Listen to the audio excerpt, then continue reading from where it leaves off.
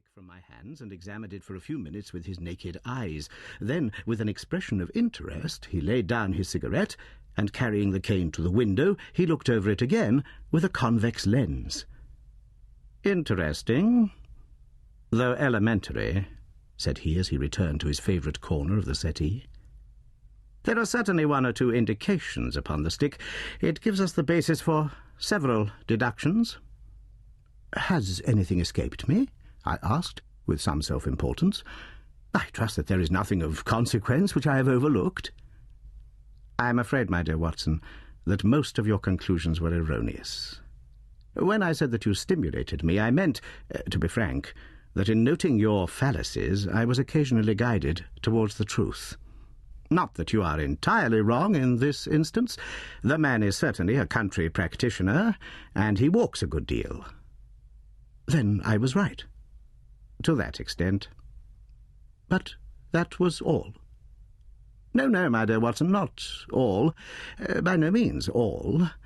I would suggest, for example, that a presentation to a doctor is more likely to come from a hospital than from a hunt, and that when the initials C.C. are placed before that hospital, the words Charing Cross very naturally suggest themselves." "You may be right." "The probability lies in that direction. And if we take this as a working hypothesis, we have a fresh basis from which to start our construction of this unknown visitor." "Well then, supposing that CCH does stand for Charing Cross Hospital, what further inferences may we draw?" "Do none suggest themselves? You know my methods. Apply them." "I can only think of the obvious conclusion that the man has practised in town before going to the country." "I think that we might venture a little farther than this. Look at it in this light. On what occasion would it be most probable that such a presentation would be made? When would his friends unite to give him a pledge of their goodwill? Obviously, at the moment when Dr. Mortimer withdrew from the service of the hospital in order to start in practice for himself. We know there has been a presentation. We believe there has been a change from a town hospital to a country practice. Is it then stretching our inference too far to say that the presentation was on the occasion of the change?" "It certainly seems probable." "Now, you will observe that he could not have been on the staff of the hospital, since only a man well established in a London practice could hold such a position, and such a one would not drift into the country. What was he then? If he was in the hospital and yet not on the staff, he could only have been a house surgeon or a house physician, little more than a senior student. And he left 5 years ago. The date is on the stick. So your grave, middle-aged family practitioner vanishes into thin air, my dear Watson, and there emerges a young fellow, under 30, amiable, unambitious, absent-minded, and the possessor of a favourite dog, which I should describe roughly as being larger than a terrier and smaller than a mastiff." I laughed incredulously as Sherlock Holmes leaned back in his settee and blew little wavering rings of smoke up to the ceiling. "As to the latter part, I have no means of checking you," said I. "But at least it is not difficult to find out a few particulars about the man's age and professional career." From my small medical shelf I took down the medical directory and turned up the name. There were several Mortimers, but only one who could be our visitor. I read his record aloud. Mortimer, James, M.R.C.S., 1882, Grimpen, Dartmoor, Devon. House surgeon from 1882 to 1884 at Charing Cross Hospital. Winner of the Jackson Prize for Comparative Pathology, with essay entitled Is Disease a Reversion? Corresponding member of the Swedish Pathological Society, author of Some Freaks of Atavism, Lancet, 1882, Do We Progress? Journal of Psychology, March 1883, medical officer for the parishes of Grimpen, Thorsley, and High Barrow. "No mention of that local hunt, Watson," said Holmes with a mischievous smile, "but a country doctor, as you very astutely observed. I think that I am fairly justified in my inferences. As to the adjectives, I said, if I remember right, amiable, unambitious, and absent-minded.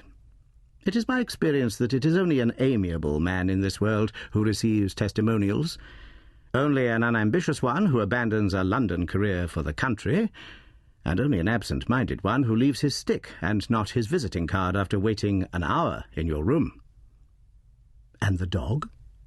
Has been in the habit of carrying this stick behind his master.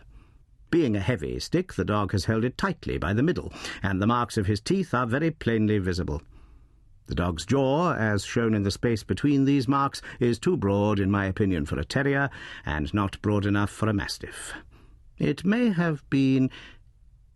Yes, by Jove, it is a curly-haired spaniel. He had risen and paced the room as he spoke. Now he halted in the recess of the window. There was such a ring of conviction in his voice that I glanced up in surprise. "My dear fellow, how can you possibly be so sure of that?" "For the very simple reason that I see the dog himself on our very doorstep. And there is the ring of its owner. Don't move, I beg you, Watson. He is a professional brother of yours, and your presence may be of assistance to me.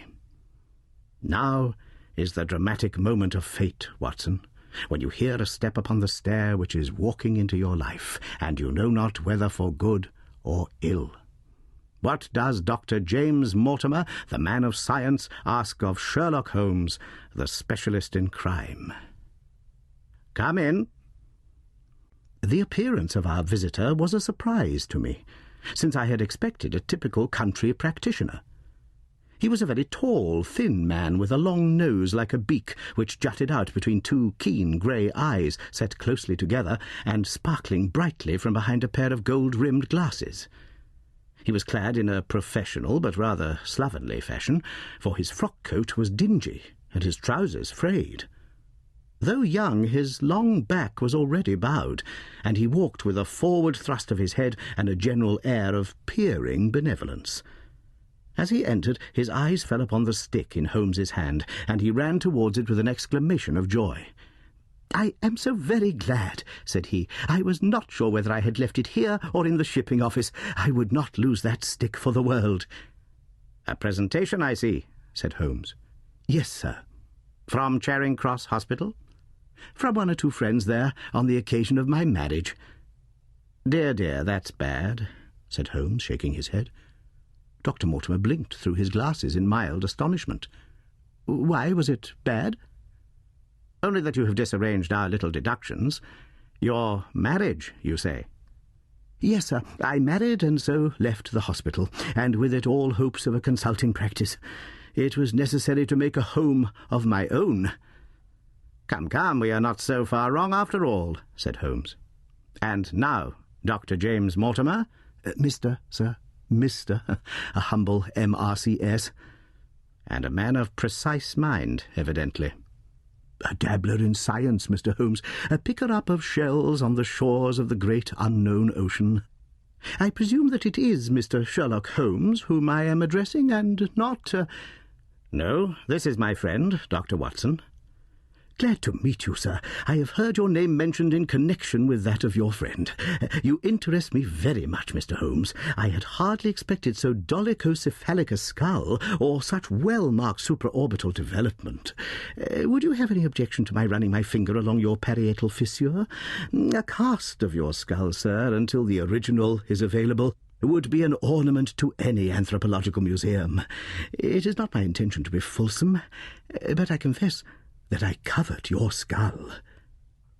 Sherlock Holmes waved our strange visitor into a chair.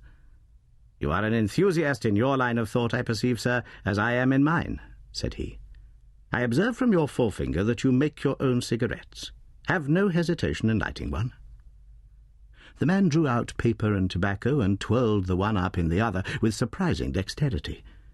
He had long, quivering fingers, as agile and restless as the antennae of an insect. Holmes was silent, but his little darting glances showed me the interest which he took in our curious companion. "I presume, sir," said he at last, "that it was not merely for the purpose of examining my skull that you have done me the honour to call here last night and again to-day?"